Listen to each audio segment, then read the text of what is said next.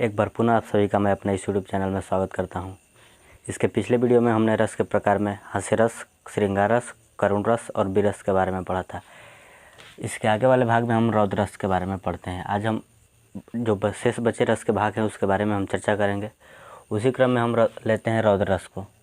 तो इसकी परिभाषा सबसे पहले हम समझते हैं। तो इसकी परिभाषा यह कहता है कि जब मनुष्य के सहृदय में किसी व्यक्ति या वस्तु के प्रति विभाव, अनुभाव और संचारी भाव के उपरांत क्रोध नामक अस्थायी भाव उत्पन्न होता है, वहाँ रौद्र रस होता है। अब इसके बारे में हम समझते हैं। जैसा कि मैंने आप सबको बताया था कि रौद्र रस का अस्थायी भाव क्या होता है, तो रौद्र रस का अस्थायी भाव क्रोध होता है। अब इस परिभाषा का हम लोग मतलब समझते हैं। जब आप किसी व्यक्ति को देखते हैं या कोई व्यक्ति, वो सामने वाला व्यक्ति ऐसा काम कर जाता है जिससे देखकर आप उसके काम के प्रति आप क्रोधित हो जाते हैं, तो आपके मन में जो क्रोध नामक अस्थायी भाव उत्पन्न होता है वह किसके अंतर्गत आता है, वह रौद्र रस के अंतर्गत आता है। अब हम इसका उदाहरण देखते हैं। तो यह उदाहरण मैथिली शरण गुप्त जी के कविता का है। यह उदाहरण महाभारत से लिया गया है। महाभारत के युद्ध का वर्णन है। इसमें जब भगवान कृष्ण अर्जुन को गीता का उपदेश देते हैं और अपने विपक्षियों के प्रति लड़ने का संदेश देते हैं, वहीं के युद्ध का मैथिली शरण गुप्त जी ने वर्णन किया है और कहते हैं कि श्री कृष्ण के सुन वचन अर्जुन क्षोभ से जलने लगे, सब सील अपना भूल कर करतल युगल मलने लगे, संसार देखे अब हमारे शत्रु रण में मृत पड़े, करते हुए यह घोषणावे हो गए उठकर खड़े। अब इसका मतलब समझते हैं। जब श्री कृष्ण जी ने उपदेश दिया तो उनके उपदेश को सुनकर अर्जुन आकाश की ओर तिल मिलाकर खड़े हो गए। अब सब सील अपना भूल कर करतल युगल मलने लगे। तो अर्जुन अपना सब कुछ जो अपने अंदर जो उनके दया थी वो सब कुछ अपने दया को भूल कर करतल मतलब अपने हाथ को, युगल मतलब दोनों, अपने दोनों हाथों को मलने लगे और कहे संसार देखे अब हमारे शत्रु रण में मृत पड़े। और क्रोध में आकर कहने लगे कि ये संसार पूरा देखेगा कि हमारे जो शत्रु हैं वो रण में कैसे मृत पड़ने लगे हैं, और यह घोषणा करते हुए उठकर खड़े हो गए। भयानक रस के बारे में समझते हैं। भयानक रस का अस्थायी भाव क्या होता है, तो भयानक रस का अस्थायी भाव भय होता है। अब इसकी परिभाषा को समझते हैं। जब मनुष्य के सहृदय में किसी डरावनी वस्तु को देखकर विभाव, अनुभाव एवं संचारी भाव के उपरांत भय नामक अस्थायी भाव उत्पन्न होता है, वहाँ भयानक रस होता है। अब इस परिभाषा का मतलब समझते हैं। आप कहीं जा रहे हो या कोई चीज़ देख रहे हो, अब किसी चीज़ को देखकर अचानक आप डर गए, आप सहम गए, आप इतना डर गए कि कुछ बोल नहीं पा रहे हैं। ऐसा अक्सर होता है। तो जब हम किसी चीज़ को देखें या कोई काम कर रहे हैं, उसमें अचानक कोई बाधा हो गई या कोई चीज़ गिर गया, उससे हम लोग जो डरे, तो जो हमारे अंदर जो डर उत्पन्न हुआ वह भयानक रस के अंतर्गत आता है। अब इसकी परिभाषा समझते हैं। तो इसकी परिभाषा तो समझ गए। अब इसका एक उदाहरण देखते हैं। तो एक और अजगर ही लखी, एक और मृगराय, बिकल बटोही बीच ही पर्यो मूर्छा खाए। अब इस उदाहरण का मतलब समझते हैं। एक और अजगर ही लखी मतलब इसमें एक आदमी है, कहीं जा रहा होता है, बटोही मतलब राही होता है, और वह कहीं जा रहा होता है। तो एक और अजगर ही लखी, एक और मृगराय, बिकल बटोही बीच ही पर्यो मूर्छा खाए। तो इसका मतलब आप समझते हैं। एक और अजगर ही लखी मतलब वो जब राही कहीं जा रहा होता है तो उसके एक ओर पे अजगर जाता हुआ दिखाई दिया, और एक और मृगराय, और दूसरी ओर एक बहुत ही भयानक शेर जा रहा था।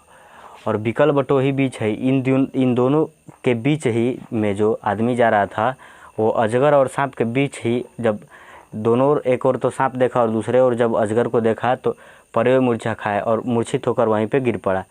तो यह हमारा भयानक रस की परिभाषा हो गई और ये हमारा भयानक रस का उदाहरण हो गया। अब हम विभत्स रस के बारे में जानते हैं। तो सबसे पहले हम यह जानते हैं कि विभत्स रस का अस्थायी भाव क्या होता है। तो विभत्स रस का अस्थायी भाव जुगुप्सा होता है। जुगुप्सा का मतलब होता है घृणा। अब इसकी परिभाषा को हम समझते हैं। जब मनुष्य के सहृदय में किसी घृणित वस्तु को देखकर जुगुप्सा नामक अस्थायी भाव उत्पन्न होता है, वह विभत्स रस होता है। अब इसके बारे में हम समझते हैं। जब कोई बहुत गंदी वस्तु को आपने कभी देखा या किसी गंदी वस्तु को स्पर्श कर लिया या किसी व्यक्ति को देखा जो साफ़ सुथरा नहीं हो और जो बढ़िया वस्त्र वगैरह नहीं पहना और मतलब मैला सा हो, तो आप उसको देखकर घृणित हो जाते हैं, मतलब आपके मन में घृणा का भाव उत्पन्न हो जाता है। तो वहाँ पे हमारा कौन सा रस होता है, विभत्स रस होता है। अब इसके उदाहरण को देखते हैं। तो इसका एक उदाहरण है। सिर पर बैठे काग, आँख दो खात निखारत, खिंचत जिभहि स्यार, अति ही आनंद उर्धारत, गिद्ध जांघ को खोद खोद के मांस उपारत, श्वान अंगुरीन काट काट के खात बिदारत। अब इसका मतलब समझते हैं। इसमें शमशान घाट में मुर्दों के बारे में वर्णन किया गया है कि जब शमशान घाट में मुर्दों को जलाया जाता है या ऐसे ही फेंक दिया जाता है, वहीं में उसी के उदाहरण के तौर पे यह दिया गया है कि सिर पर बैठियो काग, मतलब किसी मरे हुए व्यक्ति के सिर पर कौवा बैठा हो और आँख दो खात निखारत, उनकी आँखों को निकाल कर खा रहा है और कुछ छोड़ दे रहा है। खींचत जीभ ही सियार अति ही आनंद उर्धारत, और जो सियार होता है वो शरीर को अपने जीभ से काट काट के खींचता है और कुछ बहुत आनंद की अनुभूति करता है और खाता है और कुछ छोड़ देता है। गिद्ध जांघ को खोद खोद के मांस उखाड़त, और जो गिद्ध होता है वो मनुष्य के जांघ को एकदम खोद खोद कर उसके मांस को निकाल रहा होता है। और श्वान अंगुरीन काट काट के खात बिदारत, और जो श्वान मतलब कुत्ता, जो कुत्ता होता है वो इंसान के अंगुलियों को काट काट के और खाता रहता है। मतलब इसके पढ़ने मात्र से ही यह समझ में आ रहा है कि मन में घृणा का भाव उत्पन्न हो जा रहा है। तो जब जहाँ किसी चीज़ को देखकर या किसी कहानी को पढ़कर या कोई चीज़ को देखकर मन में जहाँ घृणा का भाव उत्पन्न हो, वहाँ पे कौन सा रस होगा? तो वहाँ पे हमारे अब समझते हैं हम लोग वात्सल्य रस को। तो वात्सल्य रस का अस्थायी भाव क्या होता है? तो इसका अस्थायी भाव रति होता है, और रति एक और रस का अस्थायी भाव होने पड़ा था जो था श्रृंगार रस का। तो श्रृंगार रस में जो अस्थायी भाव रति होता है और नायक और नायिका के प्रेम का होता है। और यह जो रति है यह एक माता का अपने पुत्र के प्रति, एक पिता का अपने पुत्र के प्रति जो स्नेह होता है, जो प्रेम होता है, वह इस वात्सल्य रस के रति के अंतर्गत आता है। अब हम लोग इसकी परिभाषा को समझते हैं। तो जब एक माता का अपने शिशु के प्रति या एक पिता का अपने शिशु के प्रति जो प्रेम होता है, विभाव, अनुभाव और संचारी भाव के उपरांत रति नामक अस्थायी भाव उत्पन्न होता है, वहाँ वात्सल्य रस होता है। अब इसके बारे में समझते हैं। जैसे एक छोटा सा बच्चा हो, वो अपने माँ के गोद में खेल रहा होता है या अपने पिता के गोद में जो खेल रहा होता है, तो सब चीज़ से परे जो माँ अपने पुत्र को या जो पिता अपने पुत्र से जो प्रेम करता है वह इस रति के अंतर्गत आता है और वह वात्सल्य रस होता है। अब इसका हम लोग एक उदाहरण समझते हैं।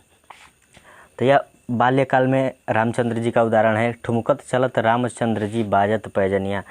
जब बालपन में राम जी अपने महलों में टहलते हुए चलते हैं तो उनके पैरों की जो घुंघरी पैजनियाँ बजती हैं वो बहुत ही मनमोहक होती हैं। यह तो उनका वर्णन हो गया। अब बालपन में कान्हा जी का वर्णन देखते हैं। उनका भी बहुत जो माँ यशोदा का कान्हा के प्रति जो प्रेम था वो भी, उसका भी सूरदास जी ने बहुत मार्मिक प्रसंग लिखा है। अब एक दूसरा उदाहरण देखते हैं जो जब यह भी उदाहरण एक वात्सल्य रस का बहुत बढ़िया उदाहरण है। यह भी एक माँ के अपने पुत्र के प्रति प्रेम को दर्शाता है। इसमें जब कृष्ण जी मथुरा चले गए हैं, अपनी माँ यशोदा को छोड़कर अपनी असली माँ देवकी के पास चले गए हैं, तो तब यशोदा जी कहती हैं, जब कृष्ण के मित्र जो उद्धव थे वो संदेश लेकर आए थे और फिर वापस मथुरा जा रहे थे, तब देवकी जी कहती हैं संदेशो देव, तब यशोदा जी कहती हैं कि संदेशो देवकी से कहियो, है तो धाय तिहारे सुत की कृपा करती ही रहियो। यद्यपि देव तुम जानती है हो, तउमो ही काहीं आवे, प्रातः हो तो मेरे लाल लड़ैते माखन रोटी भावे। अब इसका मतलब समझते हैं। अब यशोदा जी कह रही हैं ये उद्धव जी से कि है उद्धव, मेरा यह संदेश तुम देवकी को दे देना। आखिर मैं तो कान्हा की धाय माँ ही हूँ। धाय माँ मतलब वह होता है जो माँ पालन पोषण करती हैं। तो वह कहती हैं तो धाय तिहारे सुत की देवकी, कहना देवकी से कि मैं तो तुम्हारे पुत्र की केवल सेवा मात्र ही की हूँ ना, कृपा करते ही रहे हो, तुम उस पर सदा कृपा करती रहना। यद्यपि देव तुम जानती हो, तउमो ही कही के आवे। हे उद्धव जी, आप तो मेरे बारे में जानते हैं, जो मैं कह रही हूँ उसको कह कर आइएगा। प्रातः हो तो मेरे लाल लड़ैते माखन रोटी भावे।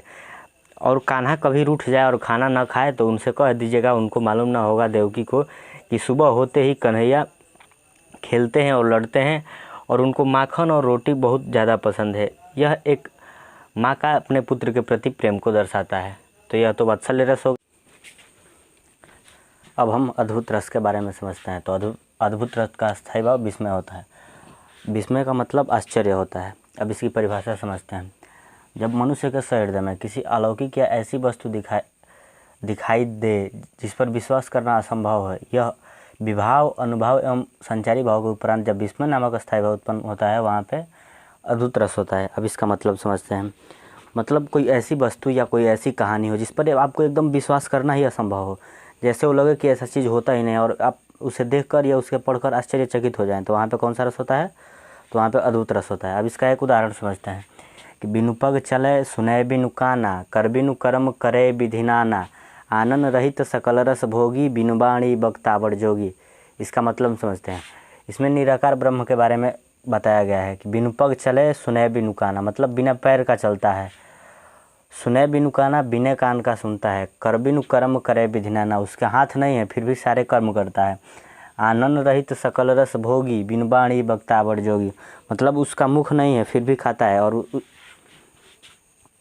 उसका मुख नहीं है फिर भी सभी रसों का आस्वादन करता है। और बिनु बाणी बक्तावड़ जोगी, और उसकी बोलने की शक्ति भी नहीं है फिर भी सबसे बड़ा वक्ता वही है। तो इस जो उदाहरण है इसको पढ़कर आपके मन में आश्चर्य जो हुआ, यह किसके अंतर्गत आता है? अब हम शांत रस को समझते हैं। शांत रस का अस्थायी भाव क्या होता है? तो शांत रस का अस्थायी भाव निर्वेद होता है। अब निर्वेद का मतलब समझते हैं। निर्वेद का मतलब होता है वेदना रहित, मतलब एकदम सब कुछ छोड़ छाड़ के एकदम शांतचित्त मन से हो जाना। अब इसका परिभाषा समझते हैं। जब मनुष्य का सहृदय में भौतिक एवं संसारी सुखों के उपरांत विभाव, अनुभव एवं संचारी भाव से हष्टपुष्ट होकर निर्वेद नामक स्थायी भाव उत्पन्न होता है, वहाँ शांत रस होता है। अब इसका मतलब समझते हैं। जब मनुष्य अपने सारे संसारिक सुखों को एवं भौतिक सुखों को त्याग देता है और उसके मन में एकदम अस्थायित्व आता है, जब पुरुषार्थ के जब अपने जीवन के एकदम उत्तरावस्था में चला जाता है, जब पुरुषार्थ चाहता है मनुष्य, तब उसके अंदर जो भाव उत्पन्न होता है वह शांत रस होता है। अब इसका एक उदाहरण समझते हैं। जैसे इसका एक उदाहरण है कबीरदास का दोहा। लगभग कबीरदास के सारे जो दोहे हैं वो शांत रस के अंतर्गत चले आते हैं। जैसे जब मैं था तब हरि नहीं, अब हरि है मैं नाही, सब अंधियारा मिट गया जब दीपक देखिया माही। अब इसका मतलब समझते हैं। जब मैं था तब हरि नहीं, मतलब जब मेरे अंदर अहंकार था तब भगवान नहीं थे। अब हरि है मैं नहीं, अब हमारे अंदर भगवान है तो और अहंकार नहीं है। सब अंधियारा मिट गया जब दीपक देखिया माही, हमारे अंदर का सारा अंधकार मिट गया जब हमने भगवान रूपी दीपक को देखा, तो हमारे अंदर के जितने भी अहंकार थे, अंधकार थे, सब मिट गए। तो यह भक्ति रस समझते हैं। भक्ति रस का अस्थायी भाव रति होता है। और रति का मतलब क्या होता है? तो रति का मतलब प्रेम होता है। हमने 3 रसों का अस्थायी भाव देखा और तीनों का तीनों ही रति होता है। पहला तो श्रृंगार रस का अस्थायी भाव भी रति होता है, वात्सल्य रस का अस्थायी भाव भी रति होता है, और तीसरा जो हमारा भक्ति रस होता है इसका भी अस्थायी भाव रति होता है। तो जो श्रृंगार रस का अस्थायी भाव रति होता है वह नायक और नायिका के बीच के प्रेम का होता है, और जो वात्सल्य रस का अस्थायी भाव जो रति होता है वह एक छोटे से शिशु का अपने माँ या अपने पिता के प्रति जो प्रेम होता है वह वात्सल्य रस का अस्थायी भाव रति के अंतर्गत आता है। और जो भक्ति रस का अस्थायी भाव का जो रति है वह एक ईश्वर के प्रति, एक मनुष्य का ईश्वर के प्रति जो प्रेम होता है, एक मनुष्य का जो भगवान के प्रति प्रेम होता है, वह भक्ति रस के अस्थायी भाव के अंतर्गत आता है। अब इसकी परिभाषा को समझते हैं। तो जब मनुष्य का सहृदय में ईश्वर के प्रति भक्तिमयी का भाव, विभाव, अनुभव एवं संचारी भाव के उपरांत रति नामक अस्थायी भाव उत्पन्न होता है, वहाँ पे भक्ति रस होता है। अब इसका मतलब समझते हैं। जैसे आप पूजा वगैरह करते हैं या आप कहीं भक्ति भाव भजन होता है, वहाँ पे भगवान की पूजा होती है और एकदम जो उसका पूरा वातावरण होता है वो भक्तिमय रहता है, और सब ईश्वर के प्रति आराधना करते हैं, उनकी पूजा करते हैं, उनकी उपासना करते हैं, और सारा माहौल भक्तिमय बना रहता है। और वहाँ पे कौन सा रस होता है? तो वहाँ पे भक्ति रस होता है। अब इसका उदाहरण समझते हैं। तो इसका एक उदाहरण है छोटा सा, प्रभु जी तुम चंदन हम पानी।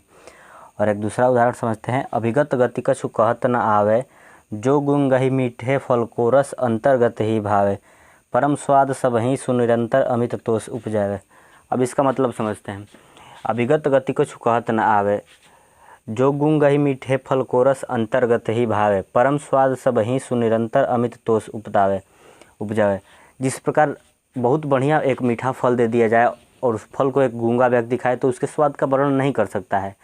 ठीक उसी प्रकार यदि किसी व्यक्ति को जो ईश्वर की पूजा करता है, अगर उसे भगवान दिख जाए तो उस भगवान को देखकर या उसका अनुभूति हो जाए तो उनका कभी वर्णन कर ही नहीं सकता है। और जैसे जो गूंगा व्यक्ति होता है उसके परम स्वाद को चखता है, फिर भी अंदर ही अंदर खूब आनंदित होता है, लेकिन उसको किसी दूसरे व्यक्ति से बता नहीं सकता है। ठीक उसी प्रकार जब ईश्वर के मात्र दर्शन मात्र से ही मनुष्य एकदम भक्तिमय हो जाता है, उसके अंतर्मन में एकदम खुशी का ठिकाना नहीं रखता है, लेकिन वो किसी को बता नहीं सकता है। ईश्वर को तो स्वयं देखा हो या ना देखा हो, लेकिन उसका वर्णन किसी दूसरे के सामने कर ही नहीं सकता है। इसका अर्थ यही हुआ। अब तो भक्ति रस का ये उदाहरण हो गया। अब हमारे 11वें रस समाप्त हो गए। अब हम इसके अगले वीडियो में छंद के बारे में वर्णन करेंगे। आज के लिए बस इतना ही। आप लोग हमारे इस चैनल पर बने रहिए, इस चैनल को सब्सक्राइब करिए, और हिंदी के जो 10वीं या 12वीं दोनों की जो बोर्ड परीक्षाएं होंगी उसका संपूर्ण तैयारी हम कराएंगे इस चैनल पे, चाहे हिंदी संस्कृत हो, चाहे हिंदी व्याकरण हो, सब चीज़। बस आज के लिए इतना ही। जय हिंद, स्वस्थ रहिए, मस्त रहिए।